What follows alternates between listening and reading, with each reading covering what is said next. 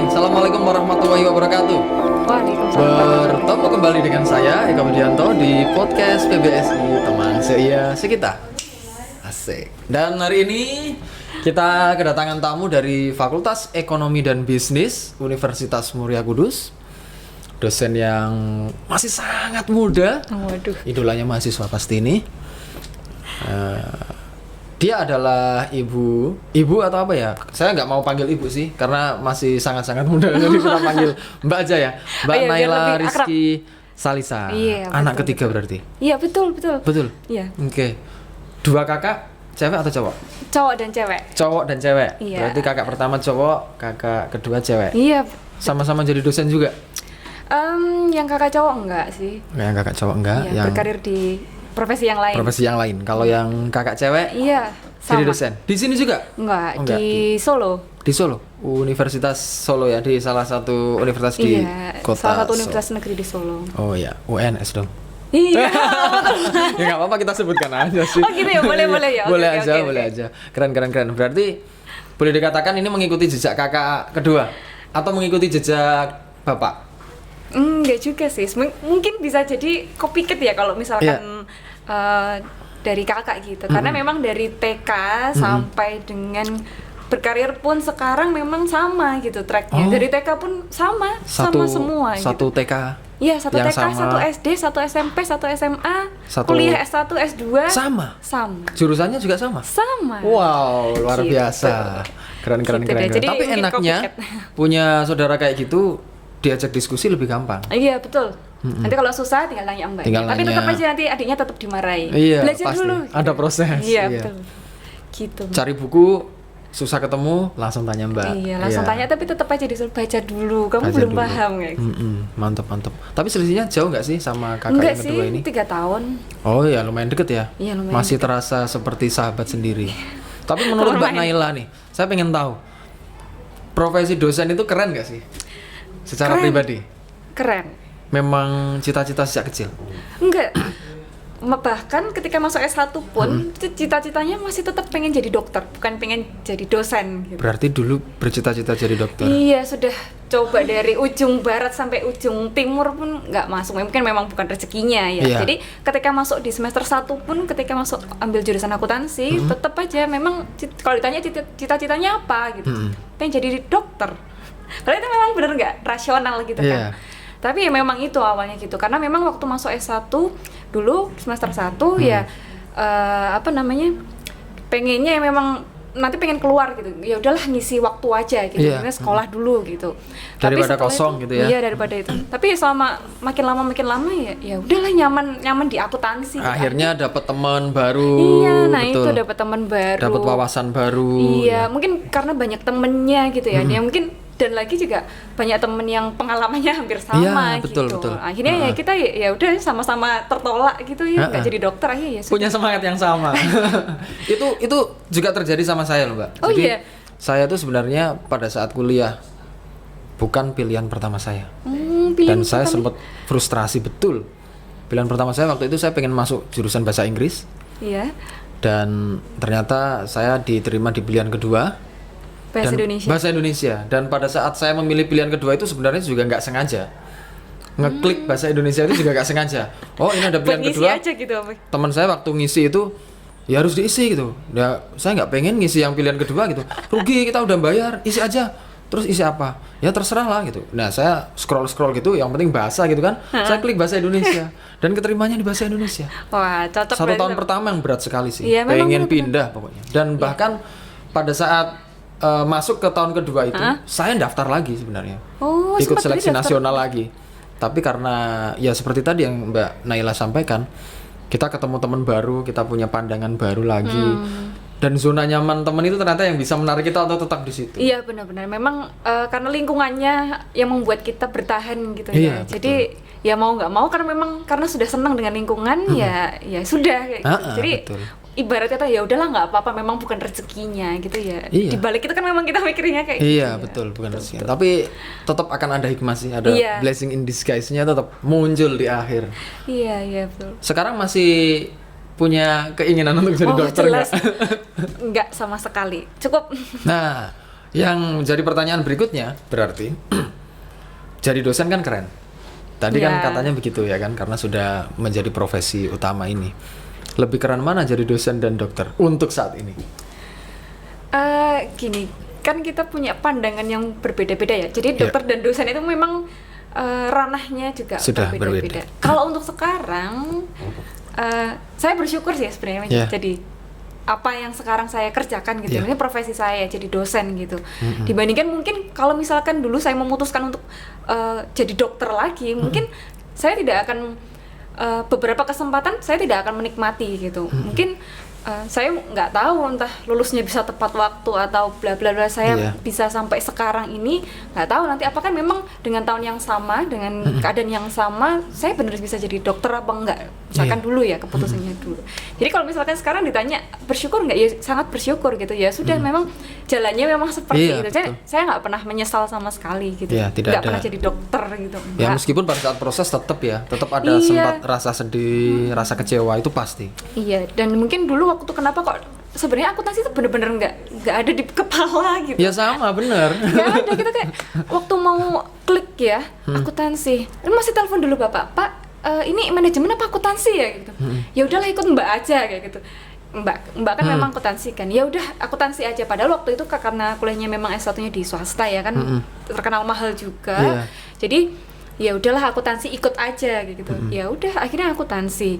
Nah ketika semester 1 semester 2 akuntansi tuh bener-bener waktu SMA nggak pernah dipelajari kan. Mungkin ada sih satu semester dulu dipelajari, tapi memang susah sekali gitu, dan nggak kebayang juga kok kayak gini sih, kenapa harus ada debit ada kredit kayak gitu, buat apa kayak gitu. Kok di logika ya gitu. Kalau dulu bercita-cita jadi dokter berarti SMA ambil jurusan IPA dong. Iya. Dan ternyata S1 ambil akuntansi. Iya. Tapi masih ingat nggak waktu ngeklik pilihan akuntansi itu? Pada detik itu sudah bisa membedakan antara ilmu manajemen dan ilmu akuntansi atau sama sekali tidak? Sama sekali. Nah ini yang menarik. Tapi justru itu yang akan menjadi jalan nasib kita ya. Kita nggak pernah tahu jalan nasib kita itu akan berjalan dan mengalir kemana. Iya, mungkin dan dulu waktu ketika S1 itu kan semester 1 itu di akhir kan kita memperoleh IP semester gitu ya.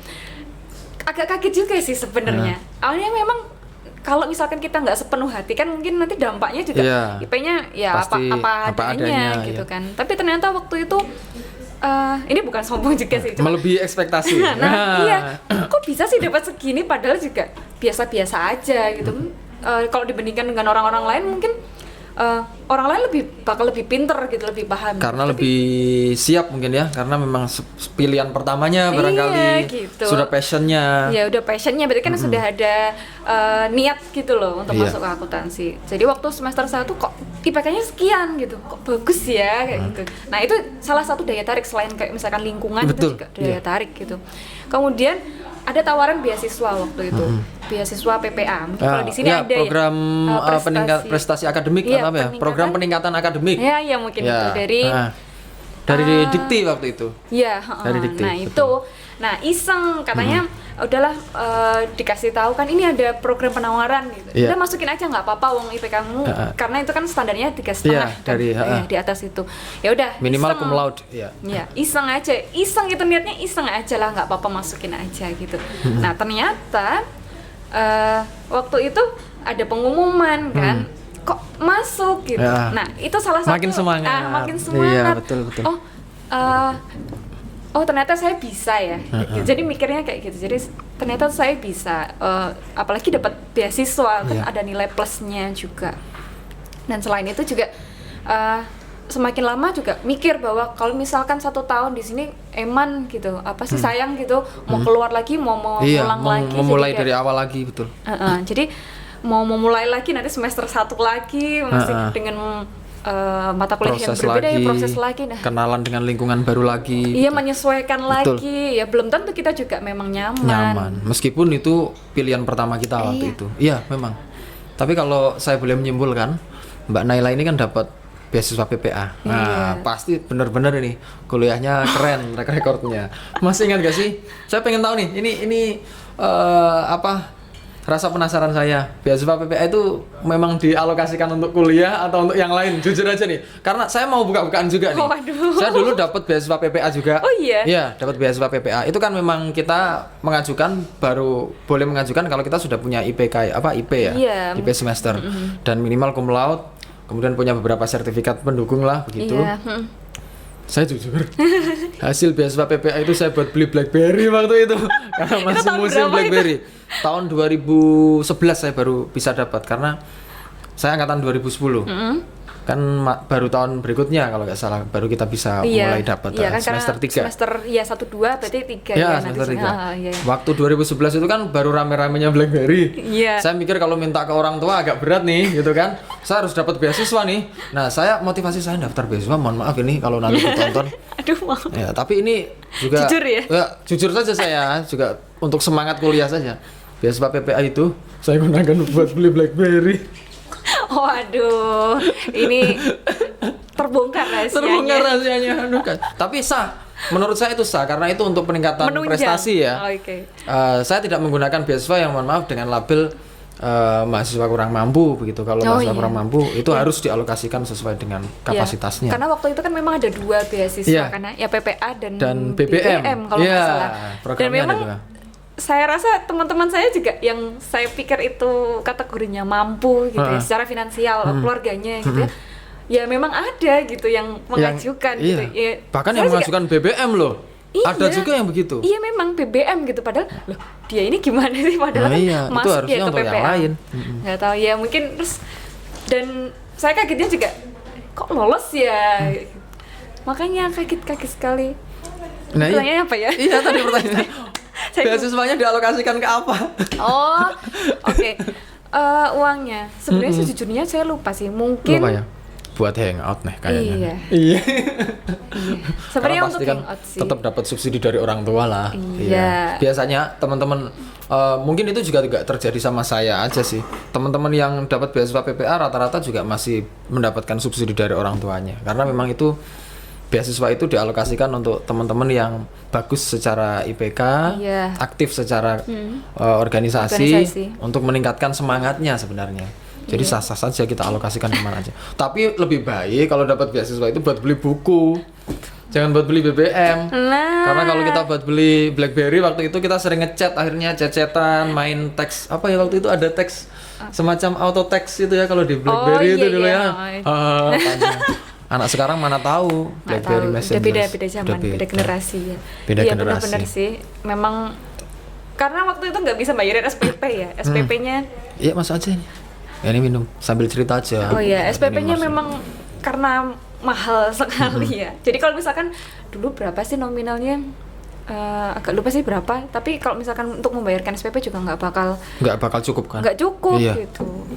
Jadi sepertinya dan orang tua ya udahlah buat kamu aja, buat beli buat mungkin semangat, buat beli make up lah kalau cewek, buat perawatan biasanya kalau cewek itu. Saya sering tanya sama teman-teman gini, habis ambil apa namanya PPA gitu kan, gesek gitu kan, mau kemana? Pasti larinya ke Larissa, Natasha, LBC. Mau ke Matahari, mau ke Matahari, mau beli apa, mau cari apa, kan merasa kayak punya uang gitu ya. Itu ya sah-sah aja sih. Daripada minta kepada orang tua kan, gitu. Selama kuliah sih memang jarang sih sebenarnya minta untuk beli baju pun kayak nggak enak juga kalau minta ke orang tua gitu. Jadi kalau misalkan memang udah terbiasa waktu kuliah ya ngumpulkan uang, ya nabung lah. Nabung ya. Ya sedikit banyak ya pokoknya nabung aja dulu gitu. Gitu. S1, S2 ditempuh di Jogja. Semuanya di Jogja. Apa yang istimewa menurut Mbak Naila? Sangat dari istimewa. kata Jogja. Karena Jogja istimewa, daerah istimewa loh. Daerah istimewa Yogyakarta memang istimewa. Seistimewa apa? Jogja itu kota yang paling nyaman sih. Ya, kalau paling berarti membandingkan dengan sebelumnya. Gimana ya? Memberikan kesan yang berbeda gitu. Karena di sana juga banyak sekali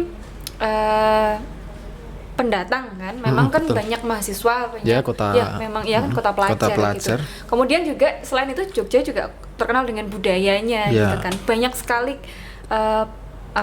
tentang budaya, event-event tentang budaya gitu. Termasuk situs-situs budaya juga ya. Dan juga wisatanya gitu ya. Ya itu yang membuat nyaman gitu. Sebenarnya membuat nyaman sebenarnya kalau yang membuat nyaman itu kan kita teman-teman kita kan, lingkungan kita, dan plus dengan di Jogja. Nah, itulah satu klub gitu ya.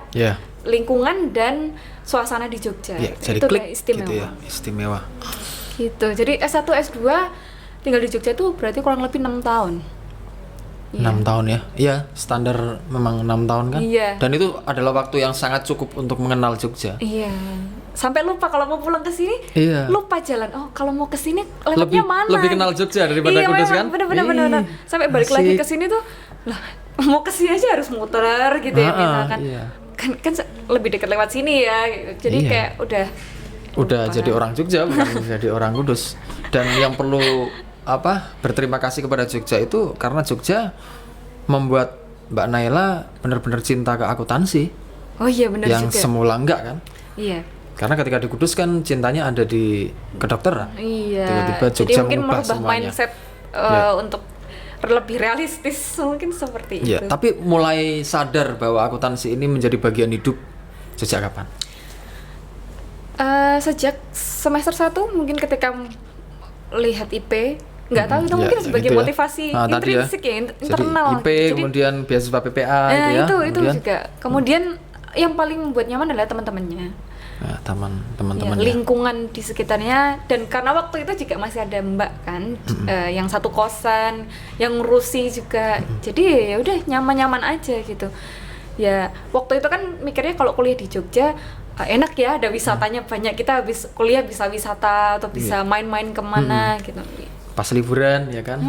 Jadi ya udah memang itu memang daya tarik di Jogja. Memang dari dulu nggak pernah kayak menyasar ke Semarang, enggak sih, karena memang pengennya lebih di Jogja aja. Apalagi sudah ada model sih di sana, kakaknya sudah di sana, lebih nyaman juga. Betul. Saya dulu penelitian tesis saya di Jogja. Oh, di Jogja di mana? Di UGM UNY. Oh. Saya ngekos di Pogung Dalangan.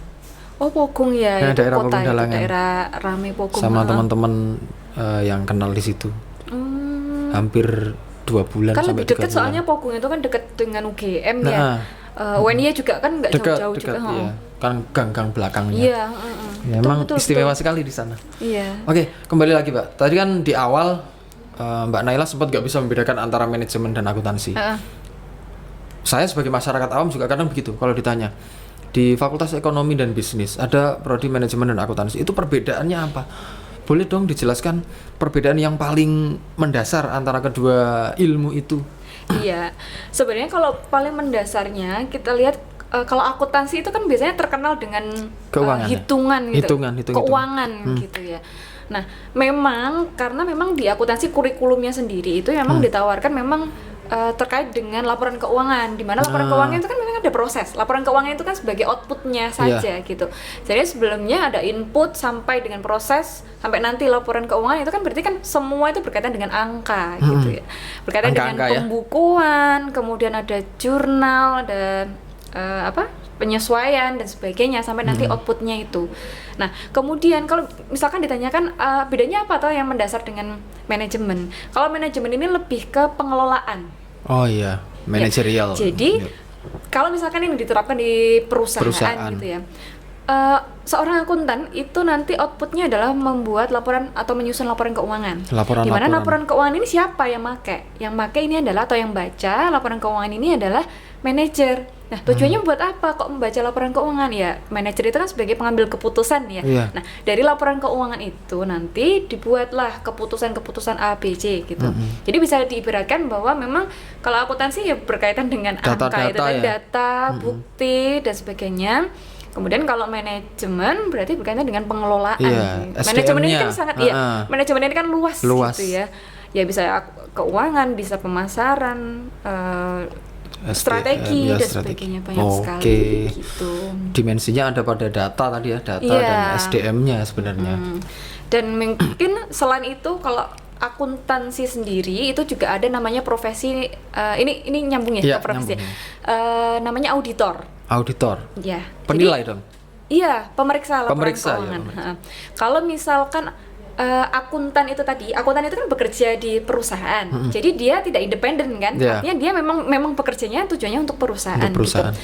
Akuntan ini menyusun laporan keuangan, kemudian si auditor ini adalah pihak independen. auditor ini bekerja di perusahaan namanya kantor akuntan publik. Dia pihak independen, jadi dia tidak ada kepentingan ke perusahaan gitu. Nah, auditor ini akan memeriksa laporan keuangan gitu. Jadi setiap perusahaan itu kan menerbitkan laporan keuangan setiap periode. Kemudian nanti di akhir periode, apakah laporan keuangan yang diterbitkan itu tadi wajar atau ya memang valid atau enggak gitu, nanti diperiksa oleh pihak independen namanya auditor. Oh, ada istilah wajar tanpa pengecualian itu ya, WTP. Wajar, ya, WTP wajar tanpa pengecualian, WDP wajar dengan pengecualian, tidak wajar.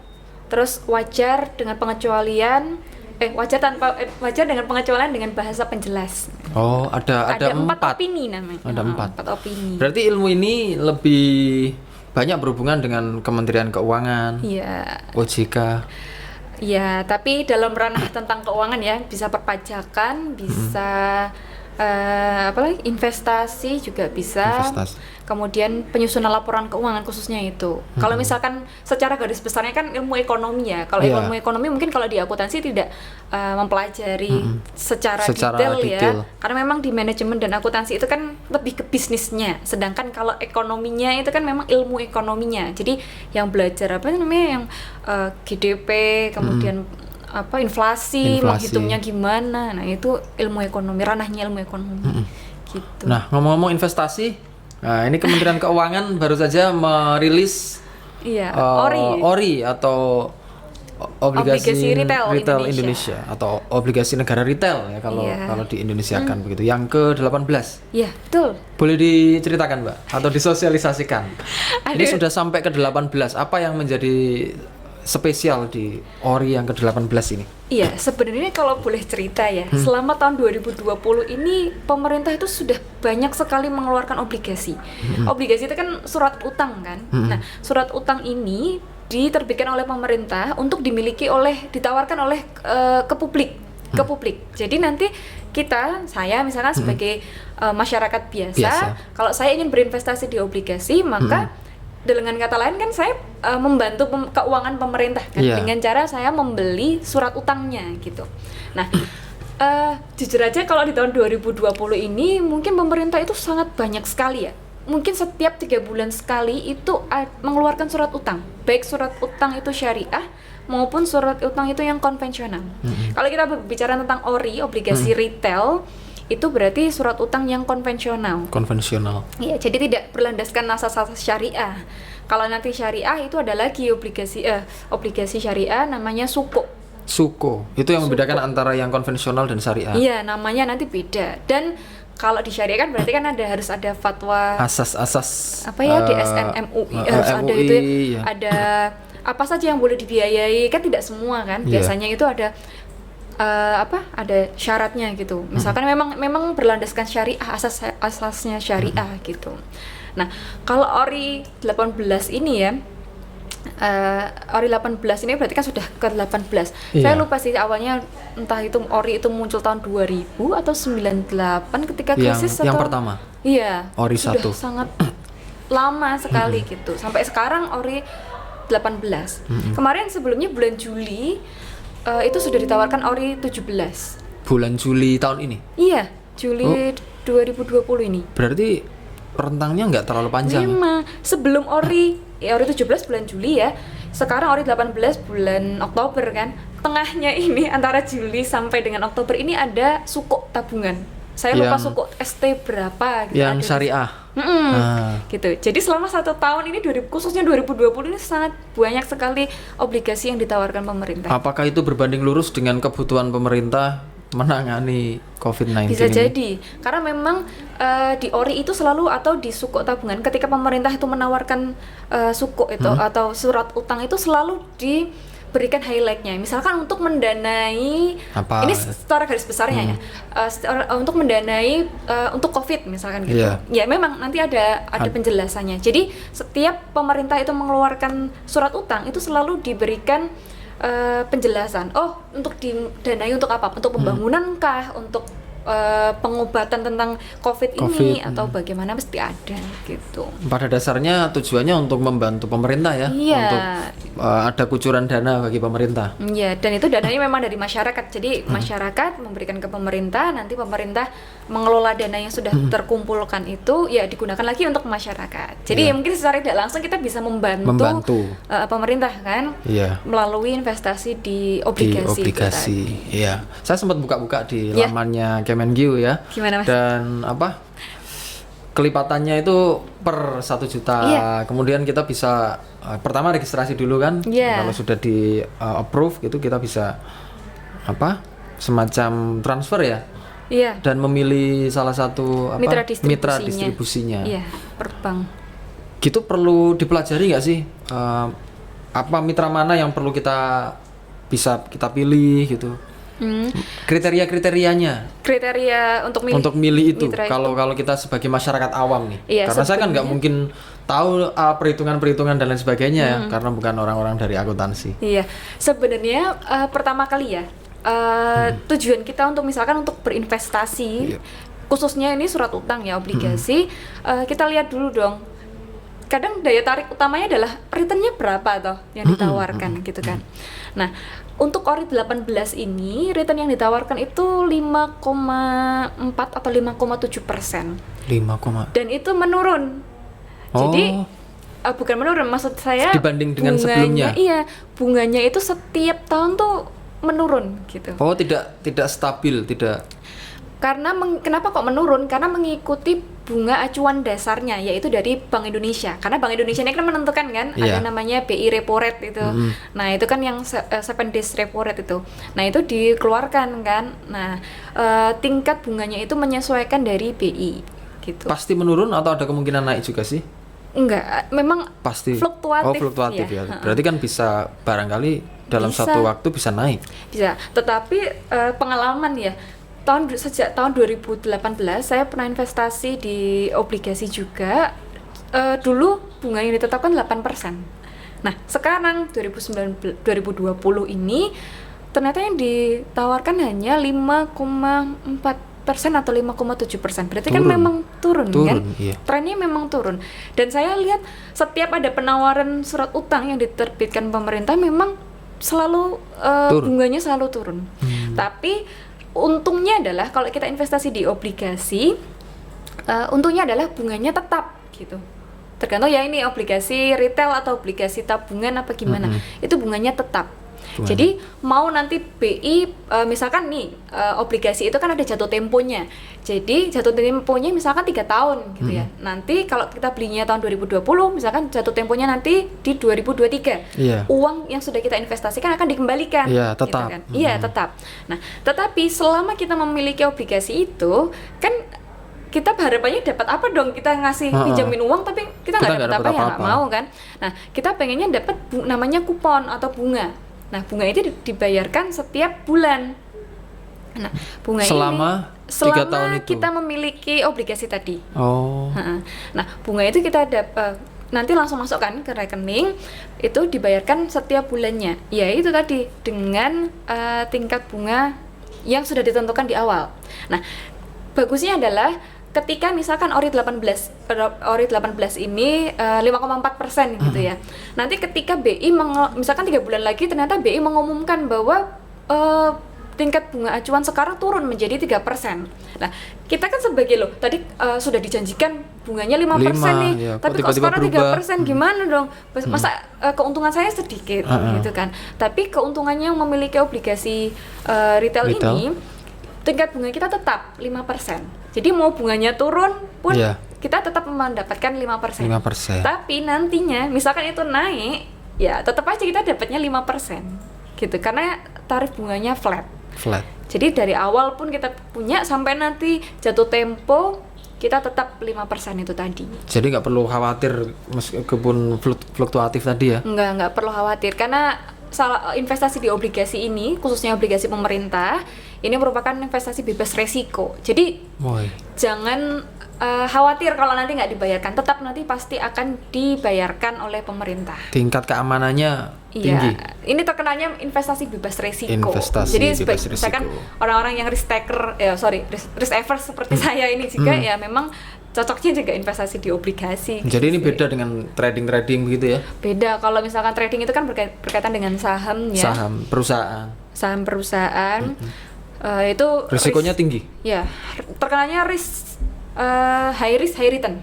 Oh iya, dia bisa berisiko tinggi, bisa juga keuntungannya juga tinggi. Iya, betul. Harus pintar-pintar main kalau orang kayak gitu ya. Iya, jelas itu kalau itu Pintar-pintar perhitungannya. iya, dan memang harus bisa memproyeksikan perusahaan ini nanti nggak bakal bangkrut kan dalam jangka waktu sekian, karena kalau investasi di di saham itu jangka waktunya panjang. Nggak mungkin kita beli sekarang terus tiba-tiba pengen dijual gitu. Harganya pasti akan turun ya, mungkin akan ada keuntungan sedikit ya, tapi kan nggak seberapa banyak gitu. Nah, kalau misalkan investasi di saham ya kita paling nggak 15 tahun lah, 10-15 tahun lah itu bisa. Iya, dan kemungkinan untuk risikonya juga besar. Iya. Kalau perusahaan itu kolaps, kita juga ikut nanggung. Iya, kalau untuk saham iya. Jadi kalau ada ceritanya, kalau misalkan nanti perusahaan itu kolaps, yang akan dilunasi terlebih dahulu adalah pemilik obligasi perusahaan. Jadi yang meminjami uang ke perusahaan itu akan dilunasi dulu ya, bisa prioritas. Bisa bank, bisa publik, misalkan dia menjualkan obligasi ke publik ya. Baru nanti setelah itu prioritas lainnya adalah pemegang saham atau investor itu tadi. Kalau uangnya masih ada dan catatan uangnya masih ada. Kalau nggak ada ya itu sebagai kerugian bagi investor itu tadi, bagi pemilik saham di perusahaan tersebut gitu. Iya, berarti simpulannya untuk masyarakat awam, teman-teman ya, seperti saya juga lebih aman kalau mau berinvestasi. Iya. Mending ori aja. Iya, boleh. Ori atau suko tadi ya? Suko, iya. Suko yang murah sekarang. 1 juta kan per lembarnya. Iya. Jadi kelipatannya per 1 juta. Iya, kelipatannya per 1 juta, maksimalnya 3 miliar 3 atau miliar. Berapa Beli 2 miliar deh. boleh. 2 miliar nanti bunganya banyak loh. Bunganya banyak loh, nanti keren. setiap tahun. Iya. Enak loh itu. Iya. Kita nggak usah WFH kayak ini. Gak usah ini Minum kerja, dulu. Kerja keras ya. Iya, nggak usah kerja keras. Udah jadi anak sultan gitu. Mantap. Boleh deh nanti kita. Tapi kalau saya nanti mau beli bisa didampingi ya, Mbak? Pilih yang mana? Boleh Itunya yang tinggi dan sebagainya ya, tadi. karena beda jenis obligasi itu beda perlakuan.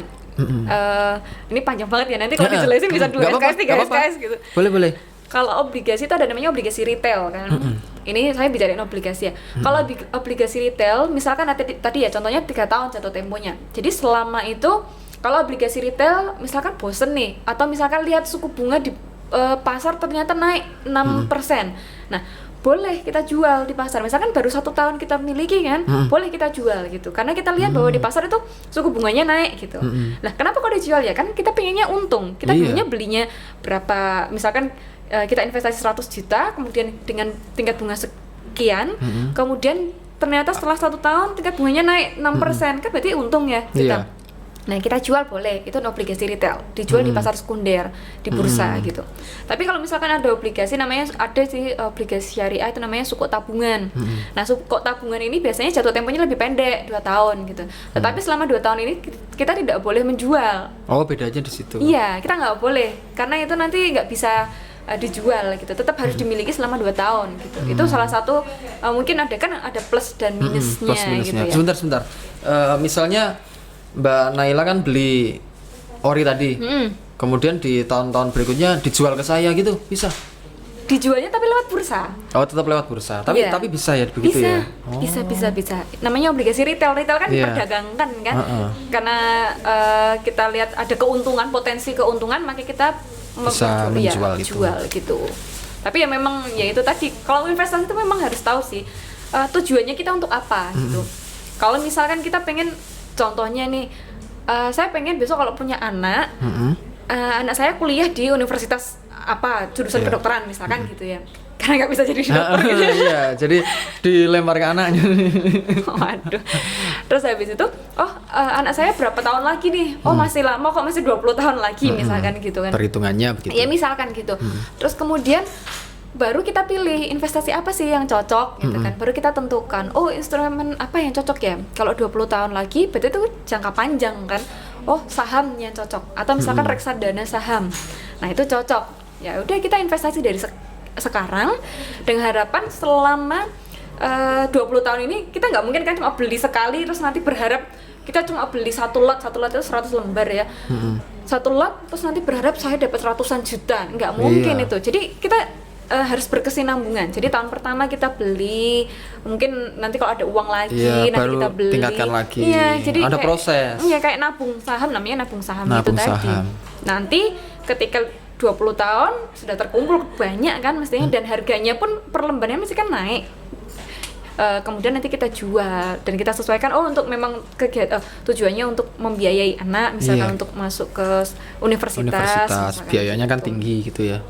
Gitu. Jadi memang harus tahu dulu tujuannya untuk apa toh investasi. Kemudian baru menentukan instrumen yang cocok apa gitu. Jadi nggak semua instrumen itu cocok, tergantung kita jangka pendek apa jangka panjang gitu. Jadi nggak bisa kita menyamaratakan manfaatnya. Gitu. Nah, ini yang menjadi masalah adalah biasanya kalau kita mau tanam saham seperti itu atau mau berinvestasi, itu seolah-olah seperti cara pikir kita menggandakan uang. Kita pasang sekali, pengennya itu berlipat ganda gitu. Itu yang sebenarnya malah keliru ya. Harusnya ada proses kita. Per tahun kita nanti meningkat. Iya, menabung kan kita menabung gitu. Jadi misalkan sekarang saya beli saham PTA, per lembarnya ditawarkan di bursa itu misalkan Rp500 per lembar. Dan saya beli kan memang satuannya lot kan, satu lot itu 100 lembar, jadi 100 dikali 500 itu berarti 50.000 kan. Jadi uang yang saya keluarkan 50.000. Nah, nanti harapannya di tahun 10 tahun, 15 tahun lagi saham tersebut naik menjadi 2.000 kan. Nah, selama itu kan berarti kan ada potensi keuntungan gitu kan. Nah, kalau misalkan ada orang yang mindsetnya mau nabung sekarang, mau investasi sekarang, tahun depan udah bisa untung belum kan biasanya gitu kan. Pasti. Nggak bisa, jadi nggak mungkin seinstan itu. Nggak kayak mie ya. Iya.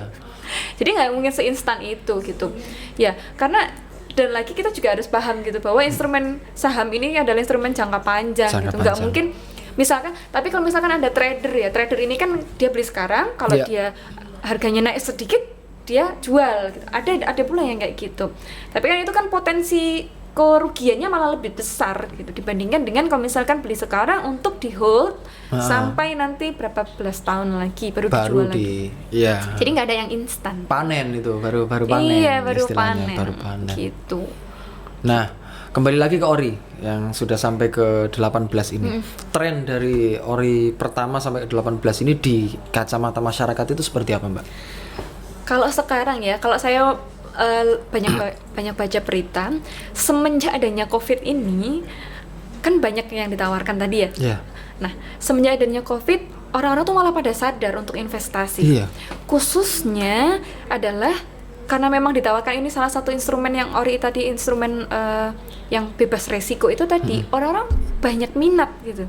Jadi kalau misalkan ditawarkan, biasanya kan ada masa penawaran tanggal 1 sampai tanggal 10 misalkan gitu kan. Nah, kecukupan dana yang diminta oleh pemerintah itu malah kadang lebih-lebih. Jadi banyak banget dana yang berinvestasi. Iya, jadi banyak masyarakat yang cenderung untuk mau ini investasi. Gitu, karena memang saya baca-baca di artikel-artikel gitu, memang semenjak adanya COVID malah lebih sadar untuk menyiapkan untuk berinvestasi, untuk menyiapkan dana daruratnya dan sebagainya gitu. Jadi trennya sekarang tuh malah naik gitu. Kalau dulu mau ditawarkan berapapun, kalau dulu kan memang satu lembarnya 5 juta. Kalau sekarang tuh satu lembarnya udah 1 juta. Ini lebih merakyat. Kalau kita rasakan lebih merakyat. Iya. Kalau dulu 5 juta itu kan banyak banget, apalagi zaman dulu gitu loh. Nah, itu kalau sekarang kan 1 juta itu 1 juta aja kita udah bisa bantu intinya kayak bisa ibaratnya bantu pemerintah dan gitu kita kan. juga dapat manfaatnya. Iya gitu. Jadi sekarang itu trennya sedang naik gitu.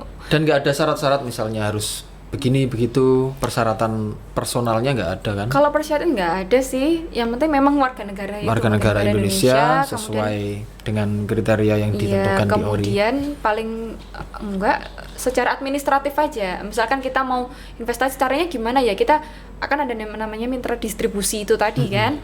Nah, kita menghubungi mitra distribusi masing-masing, bisa bank, bisa perusahaan sekuritas, tergantung kita kerjasamanya dengan siapa. Nanti kita daftar, biasanya setiap mitra distribusi itu sekarang kan serba online ya. Jadi kita bisa mudah untuk mendapatkan namanya SID, Single Identification pokoknya nomor untuk masing-masing investor gitu. Baru kemudian semua yang melakukan mengurus itu semua ya investornya masing-masing gitu. Jadi kita memasukkan nominalnya berapa sih yang akan kita mau investasikan? 10 juta. Ya udah kita masukkan aja nanti. Tinggal dimasukkan. Iya, di aplikasi atau di webnya mitra distribusi. Gitu. Iya. Tapi memang benar sih, selama COVID ini banyak masyarakat mulai terbuka untuk berinvestasi, termasuk investasi dirinya, menambah wawasan dan sebagainya. Karena pandemi ini benar-benar mengubah cara pandang kita. Iya, betul, Sesuatu betul. yang belum pernah kita hadapi tiba-tiba harus kita hadapi secara paksa seperti ini. Iya. Yang dulu kita nggak mau pakai masker, nggak pernah pakai masker kan, tiba-tiba keluar harus pakai masker. Jarang cuci tangan. Sekarang ya. kemanapun harus bawa hand sanitizer, harus cuci tangan, dan jaga jarak. itu akhirnya yang membuat masyarakat mulai berpikir, kita nggak tahu nih 5 tahun ke depan, 10 tahun ke depan keadaan perekonomian di keluarga seperti apa. Apalagi sekarang kan Bu Sri Mulyani, Menteri Keuangan itu sudah mewanti-wanti bahwa sudah mengumumkan sejak dini bahwa nanti di kuartal ketiga pertumbuhan ekonomi tetap minus gitu. Jadi kan kemarin Prediksinya begitu ya? Iya, prediksinya seperti itu. Jadi dan dikatakan pernah dengar ya, pernah baca yang resesi itu loh. Nah itu. Jadi Bu Sri Mulyani itu memprediksikan bahwa memang pertumbuhan ekonomi tetap minus karena di 2 kuartal sebelumnya itu pertumbuhan ekonominya masih tetap minus. Itu nanti yang paling terdampak orang-orang yang bekerja di sektor non formal ya, Pak?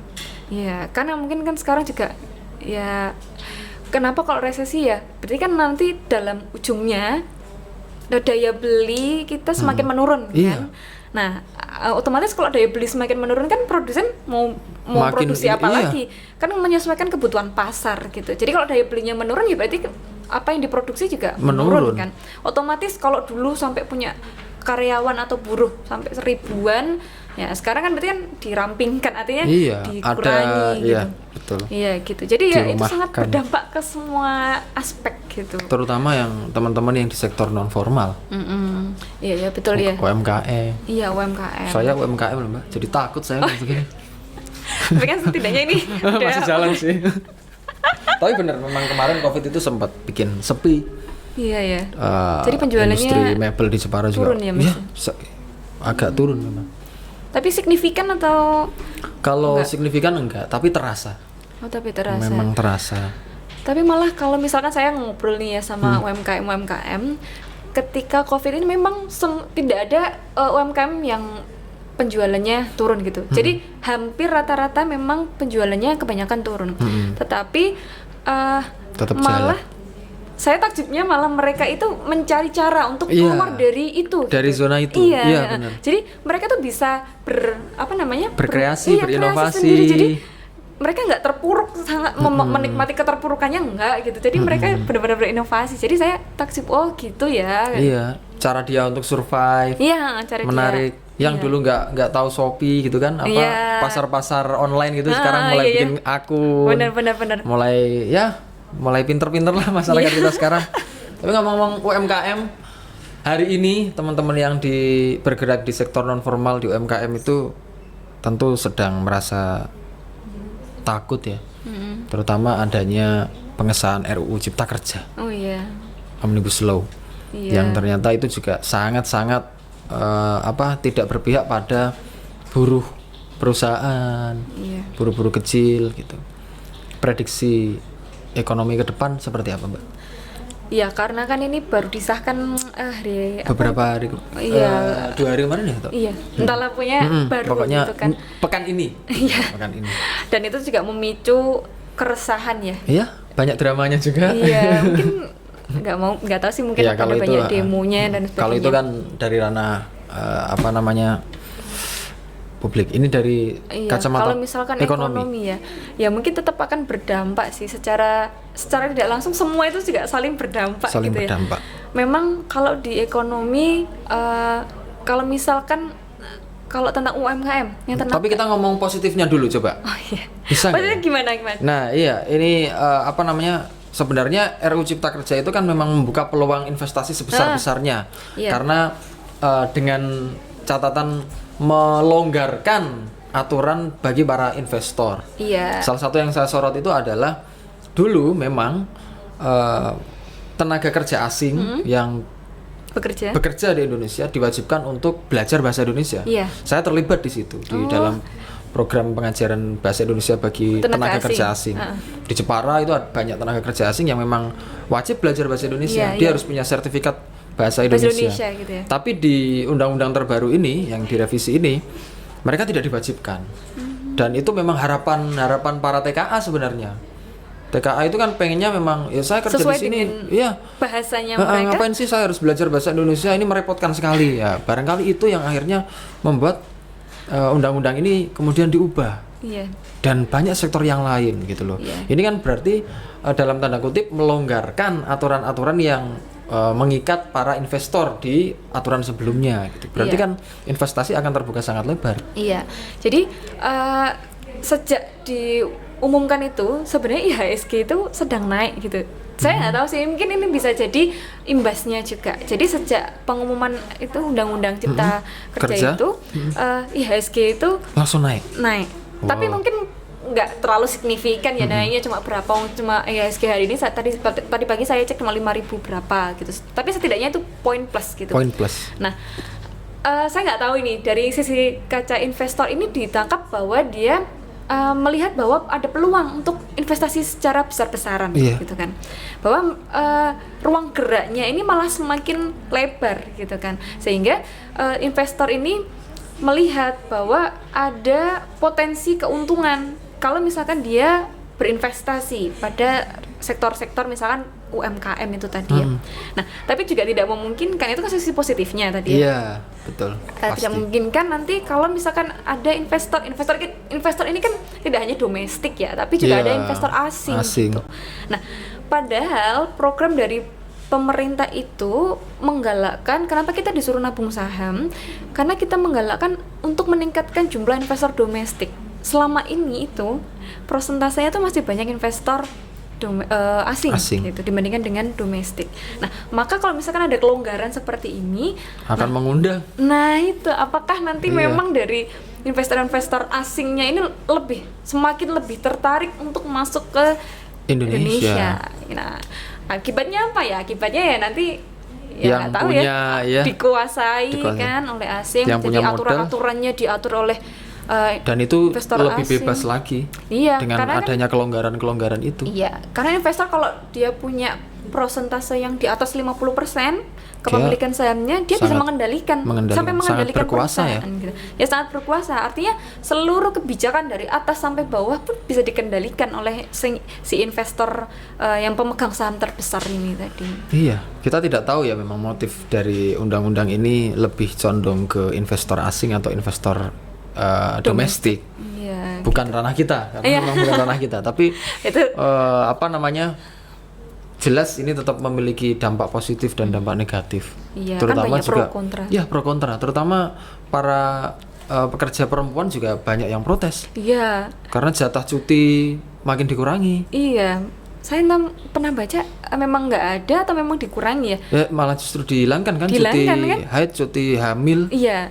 Padahal biasanya itu mungkin kalau ibu-ibu ya ketika melahirkan itu memang kan ada cutinya paling tidak 3 bulan itu kan, 1 bulan sebelum, nanti 2 bulan setelah melahirkan gitu. Jadi ya karena kan kondisi psikisnya, kondisi secara mentalnya itu juga perlu penyesuaian gitu, apalagi baru melahirkan. Iya. Jadi saya juga gak habis pikir waktu baca gitu, poin-poin apa sih yang ada, salah satunya sampai begitu gitu. Kok gini ya kayak gitu. Dan itu disahkan. Iya, saya juga sedih ketika lihat satu poin yang langsung berdampak pada saya. tenaga kerja asing nggak wajib berbahasa Indonesia itu, Iya, iya, iya. saya kehilangan, Oh, iya, iya. saya kehilangan lapangan kerja Kak.